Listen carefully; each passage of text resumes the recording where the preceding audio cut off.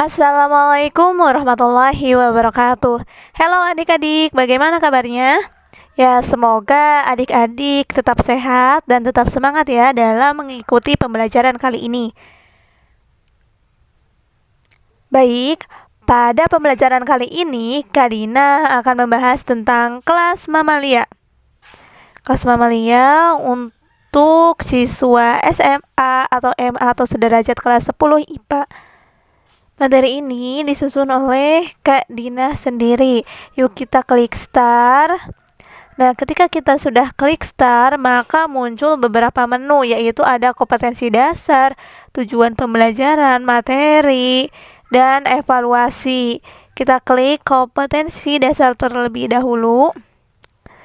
Nah, untuk kompetensi dasarnya yaitu 3.9 mengelompokkan hewan ke dalam filum berdasarkan lapisan tubuh, rongga tubuh, simetri tubuh, dan reproduksi. Dan 4.9 yaitu menyajikan laporan perbandingan kompleksitas lapisan penyusun tubuh hewan, diploblastik dan triploblastik, simetri tubuh, rongga tubuh, dan reproduksinya. Kemudian untuk tujuan pembelajaran itu sendiri, apa ya? Tujuan pembelajarannya yaitu 1. Untuk menjelaskan pengertian mamalia. Yang kedua, untuk menyebutkan karakteristik mamalia. Yang ketiga, untuk menyebutkan ordo-ordo yang termasuk ke dalam kelas mamalia. Dan yang keempat, untuk menjelaskan manfaat dari kelas mamalia. Untuk materinya itu sendiri terdapat beberapa sub, yaitu menjelaskan apa itu mamalia, kemudian karakteristik mamalia, ordo pada mamalia, dan manfaat pada mamalia. Yuk kita kepoin terlebih dahulu maksud saya yaitu pengertian dari mamalia itu sendiri. Nah, coba adik-adik ada yang sudah tahu apa itu mamalia? Ya, betul, itu contohnya ya. Kalau kuda itu masuk contoh mamalia. Ini pengertian atau penjelasan dari mamalia. Ya, betul, masuk ke dalam kingdom Animalia. Nah, yuk kita simak. Apa itu mamalia? Nah, mamalia adalah kelas hewan vertebrata yang terutama dicirikan dengan kelenjar susu yang pada betina menghasilkan susu sebagai sumber makan anaknya, adanya rambut dan tubuh yang endoterm atau berdarah panas. Ya, selanjutnya kita mengenal karakteristik dari mamalia. Apa saja ya karakteristik dari mamalia? Coba adik-adik ada yang tahu apa saja karakteristik dari mamalia? Penasaran kan? Yuk kita simak karakteristik dari mamalia. Nah, adik-adik bisa lihat terlebih dahulu di samping sebelah kanan itu terdapat berbagai macam contoh dari kelas mamalia. Ada unta, ada badak, ada paus, dan lainnya. Yuk kita simak karakteristik mamalia. Yang pertama, memiliki anggota gerak untuk berjalan, berenang, atau memegang sesuatu. Memiliki kelenjar susu atau glandula mamae. Yang ketiga, fertilisasi internal. Yang keempat, bernafas dengan paru-paru. Yang kelima, pembagian organ jantung adalah 2 serambi dan 2 bilik. Yang keenam, memiliki rangka pembentuk tubuh. Yang ketujuh, sebagian besar mamalia memiliki rambut. Dan yang kedelapan yaitu pengaturan suhu tubuh termasuk homoiterm.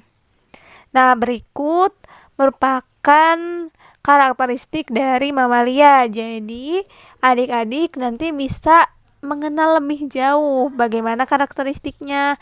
Oh, ternyata betul ya, yang kita temui di lingkungan sekitar itu rata-rata hewan mamalia. Selanjutnya, kita akan berkenalan dengan ordo-ordo pada mamalia. Ordo pada mamalia apa saja ya? Yuk kita simak lebih dalam. Wow, ini untuk ordonya.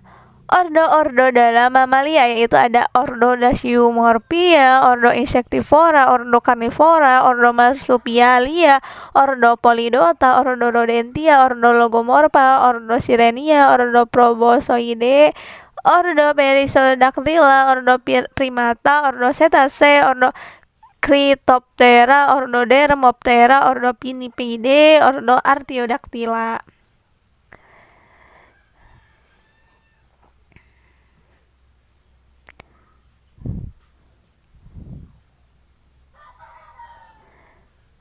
Nah, di sini terdapat beberapa ordo. Yang pertama ada ordo Monotremata.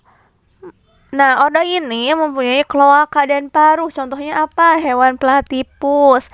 Kemudian ordo Marsupialia. Hewan betina memiliki marsupium di sekitar susu sebelah abdomen. Sel telur dibuahi di dalam dan tumbuh di dalam uterus. Contohnya apa ya? Adik-adik tahu apa gambar yang di atas itu gambar hewan apa? Ya, betul, kanguru. Adik-adik bisa temui di negara Australia kanguru itu. Kemudian ada Proboscoideae, tubuhnya besar, mempunyai proboscis dengan 2 lubang hidung, dapat untuk memegang. Nah, contohnya hewan gajah. Kemudian ada Dermoptera, tampak seperti tupai, mata yang besar antara tungkai muka dan tungkai belakang, dan ekor ada lipatan kulit. Petagium, hewan dapat melayang. Nah, contohnya ini yaitu hewan kubung.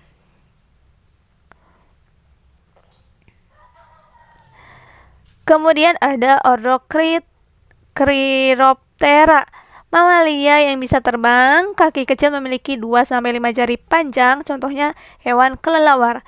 Kemudian ada primata, sebagian spesies adalah arboreal, sebagian sistem syarafnya lebih maju daripada vertebrata lainnya, contohnya yaitu orang utan.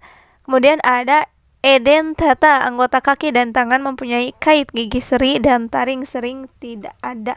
Contohnya yaitu kungkang. Kemudian ada Polydota pilodata, tubuhnya terbungkus oleh lempengan-lempengan sisik jat tanduk, di antaranya terdapat bulu atau bergigi. Contohnya apa? Hewan terenggiling. Yuk kita mengenal lebih jauh juga ordo-ordo pada mamalia. Ternyata banyak juga ya ordo-ordo pada mamalia ini. Yaitu ada Lagomorpha. Nah, ciri-cirinya itu ekor yang sangat pendek, incisivi seperti pahat, tumbuh terus, tidak bercani, badan dan kaki berbulu. Nah, contohnya itu yaitu hewan kelinci. Kemudian ada Rodentia, gigi morale dapat tumbuh terus, ekor pendek, kuat dan dapat digerakkan. Contohnya teman-teman, adik-adik bisa lihat pada hewan tikus, tupai, hamster dan lainnya. Kemudian ada ordo Cetacea, berbentuk skoci, kepala panjang dan runcing, hidup di air, kaki depan berkembang seperti dayung, tubuh licin tanpa bulu, tidak mempunyai kelenjar kulit. Nah, ini contohnya itu yaitu paus. Adik-adik sudah pernah melihat hewan paus? Kemudian ada ordo Carnivora, jari kaki biasanya 5 buah, incisivi kecil, canini besar, pemakan daging. Nih, ini seram sekali ya, yaitu harimau. Harimau itu karnivora. Nah, selanjutnya kita akan membahas ordo-ordo lainnya pada kelas mamalia, yaitu ada ordo Pinnipidae, jari-jarinya berselaput sempurna, gigi seri pada belahan rahang bawah masing-masing kurang dari 3 buah. Nah, contohnya itu ada anjing laut, kemudian singa laut, Selanjutnya yaitu ordo Pectora, kebanyakan tidak memiliki taring atas, kebanyakan bertanduk terutama pada jantannya. Biasanya ini yaitu hewan rusa. Kemudian Insectivora, pemakan serangga, tunas, biji-bijian dan cacing. Pentadaktil dengan 5 jari. Kemudian ada Sirenia, tidak memiliki daun telinga dan tungkai belakang, tungkai depan seperti dayung, kulit tebal seperti rambut. Contohnya itu yaitu dugong. Teman-teman atau adik-adik sudah pernah melihat hewan dugong? Ya, sama kakak juga belum pernah melihat. Oke, selanjutnya yaitu ada ordo Turbellidentata, telinga dan moncong panjang, mulut turbular, gigi susu banyak. Kemudian ada ordo Artiodactyla, mamalia berjari genap. Nah, teman-teman bisa lihat di situ hewan apa? Kemudian ada Perissodactyla, hewan berkuku ganjil. Ini contohnya hewan zebra ya.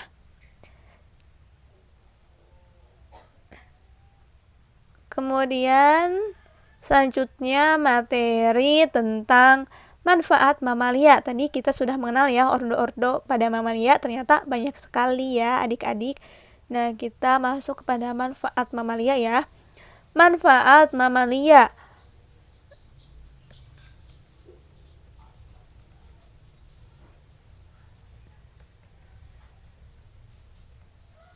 Nah, ternyata mamalia itu banyak sekali manfaatnya dalam kehidupan. Apa saja ya manfaatnya? Yang pertama, sebagai bahan wol, misalnya pada bulu domba. Nah, memiliki daya jual juga ya. Kemudian dikonsumsi sebagai sumber gizi, contohnya susu sapi, unta, kambing. Siapa yang suka susu sapi? Ya, kakak juga suka. Kemudian sebagai alat transportasi seperti kuda.